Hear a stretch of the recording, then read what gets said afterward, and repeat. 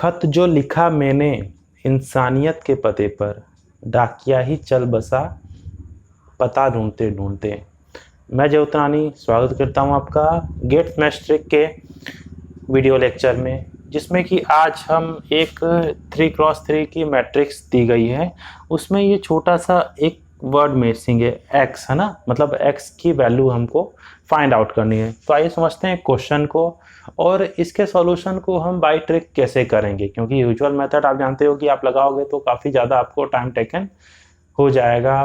Competition में इतना time नहीं होता है कि एक एक क्वेश्चन पे हम बहुत ज़्यादा टाइम दें, है ना। उससे हमारा नुकसान होता है। फ़ायदा इसी में रहता है कि फटाक से हमको प्रॉपर्टी याद रहे, काफ़ी सारे रूल्स याद रहे जो कि फास्ट हो, ठीक है, जिससे हम फास्ट कैलकुलेशन करके या फटाक से उसका आंसर हम निकाल लें। ठीक है, आइए पढ़ते हैं क्वेश्चन, फिर इसके सॉल्यूशन की तरफ चलते हैं। Value of x for which matrix A, ये 3x3 की मैट्रिक्स दी गई है। 3 2 4 9 7 13 -6 -4 -9 + x है 0 एज एन आइगन वैल्यू जेस। ठीक है, मतलब क्या करना है कि भाई हमें इस x की वैल्यू निकालनी है। ये x और ये x सेम है, ठीक है, कैपिटल स्मॉल नहीं है, ठीक है, यहाँ पे भी स्मॉल कर देते हैं, है ना। इस x की वैल्यू हमको फाइंड आउट करनी है।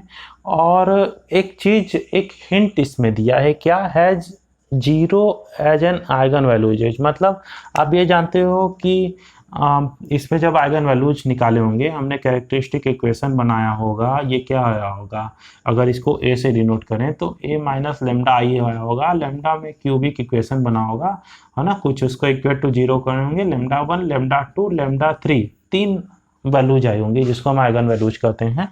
तो ये कहा है कि इसमें से कोई भी एक, है ना, ये 0 है। मान लीजिए सपोज करिए λ1 0 है, ठीक है, तब हमको इस x की वैल्यू फाइंड आउट करनी है। अब भाई ये क्यों दिया है आइगन वैल्यूज, मतलब उसी की प्रॉपर्टी को यूज करके हमको कुछ करना है, ठीक है। अच्छा, हम ये एक चीज जानते हैं कि determinant of given matrix is equal to product of all lambdas, ठीक है, या product of all eigen values, है ना, ऑफ द गिवन मैट्रिक्स।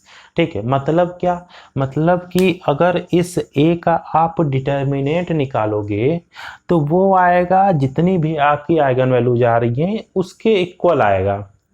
काम बन गया, है ना। अब प्रोडक्ट से क्या मतलब कि यहाँ पे भाई एक मेंबर 0 दिया गया है, तो ये तो कंफर्म हो गया कि इसका डिटर्मिनेंट भी 0 आता होगा। ठीक है, अब कहोगे अब सर एक काम कर लेते हैं, इसको ओपन कर लेते हैं, इसका डिटर्मिनेंट निकालते हैं, x में कोई इक्वेशन बनेगा, सॉल्व करेंगे, x की वैल्यू निकाल लेंगे। उसमें भी आपको 5 से 10 मिनट चाहिए भाई। इतना नंबर इतना इजी भी इसमें नहीं दिया है, कहीं प्लस कहीं माइनस, ओपन करोगे कहीं गलती हो गया तो वैसे ही गए, और इक्वेशन बनेगा x का, उसको सॉल्व करना थोड़ा फजीयत वाला काम है ना, थोड़ा टाइम टेकन है। ठीक है, तो हम उस मेथड पे भी नहीं जाएंगे। हम देखिए क्या करेंगे, अब डिटर्मिनेंट 0 आ गया, डिटर्मिनेंट 0 आने की प्रॉपर्टी लगाइए कि डिटर्मिनेंट 0 कब आता है। तो डिटर्मिनेंट 0 तब आता है जब किसी भी गिवन मैट्रिक्स के कोई 2 रो या 2 से ज़्यादा रो इक्वल हो। तो 3x3 का है तो इसके ऑब्वियस है कोई 2 रो इक्वल होते होंगे, है ना, तभी तो ये 0 आ रहा है, नहीं तो ये 0 नहीं आता अगर इक्वल नहीं होते। तो ठीक है, देखते हैं किसको किसको इक्वल कर सकते हैं। इसको और इसको आप इक्वल कर सकते हो भाई। 2 कभी 7 के इक्वल होगा नहीं, मतलब R1 R2 के इक्वल तो नहीं कर सकते। R2 R3 के इक्वल आप कर सकते हो, 7 - 4 के इक्वल होगा, ठीक है, नहीं होगा, नहीं कर सकते आप। लेकिन इन दोनों को आप देखो, यहाँ पे मैं लिख दे रहा हूँ। अगर R1 की बात करें तो क्या दिया गया है, 3 2 4, यहाँ पे R3 लिख दे रहे हैं। अगर R3 की बात करें तो -6 -4 -9 + x ये दिया गया है, ठीक है। तो अच्छा एक काम आप करो कि इसी R1 को रिप्लेस कर दो, R1, है ना, मल्टीप्लाइड बाई -2। अगर -2 से आप मल्टीप्लाई करोगे तो ये क्या हो जाएगा, ये -6 हो जाएगा, ठीक है, ये -4 हो जाएगा और ये -8 हो जाएगा। काम बन गया। अब आप देख सकते हो कि अब R1 और R3 इक्वल है भाई। मैट्रिक्स है, मैट्रिक्स के किसी भी रो या कॉलम में किसी कांस्टेंट नंबर से मल्टीप्लाई कर सकते हैं, उसके डिटर्मिनेंट पे या उसकी वैल्यू पे किसी भी टाइप का कोई फर्क नहीं पड़ता है। ये हमने प्रॉपर्टी का यूज कर दिया, ठीक है। अब देखिए ये और ये इक्वल है, ये और ये इक्वल है, मीन्स ये और ये इक्वल होता होगा, मतलब होता क्या होगा, -9 सॉरी यहाँ प्लस था, ठीक है, प्लस एक्स इक्वल होता होगा -8 के, मतलब x equal to 8 plus -8, clear लिख देते हैं, x इक्वल टू -8 और +9, मतलब x की वैल्यू 1 आ गई। यही हमको निकालनी थी। एक बार फिर समझते हैं। देखिए मैंने क्या किया, मैंने यूजुअल जो मेथड होता है ना, उसको बता दिया पहले आपको कि आइगन वैल्यूज होती हैं क्या है, कैरेक्टरिस्टिक इक्वेशन निकालते हैं, mod of a minus lambda I निकालते हैं, लेमडा में क्यूबिक बनेगा क्योंकि 3×3 का है, तो लेमडा की वैल्यू निकाल लें, वो उसके आइगन वैल्यूज होंगी। लेकिन आइगन वैल्यूज हमको यहाँ निकालना नहीं है, केवल उसने एक हिंट दिया है कि एक आइगन वैल्यू 0 है, इस प्रॉपर्टी का हमने यूज किया।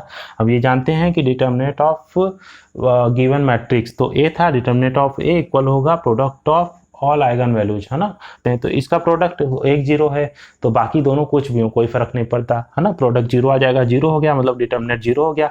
अब डिटर्मिनेंट 0 होने की प्रॉपर्टी होती है कि कोई भी दो या दो से ज़्यादा रोज इक्वल होते होंगे, है ना, सेम होते होंगे। तो हमने देखा कि ये दोनों इक्वल नहीं, ये दोनों इक्वल नहीं, ये दोनों इक्वल नहीं हो सकते, तो R1 और R3 को हमने इक्वल बना दिया, है ना, क्योंकि वही दोनों इक्वल हो सकते हैं और इक्वल होंगे भी। क्यों होंगे? क्योंकि डिटर्मिनेंट 0 आ रहा है, अगर इक्वल नहीं होते तो डिटर्मिनेंट 0 कभी नहीं आता, ठीक है। तो दोनों को हमने इक्वल किया, इसमें -2 से मल्टीप्लाई करके कंपेयर करके हमने x की वैल्यू निकाली, x की वैल्यू 1 आ गई। इतना ही हमको करना था। तो फ्रेंड्स आज के लिए इतना ही, मिलते हैं अपने नेक्स्ट वीडियो में, तब तक के लिए स्वस्थ रहें, मस्त रहें, खुश रहें। जय हिंद।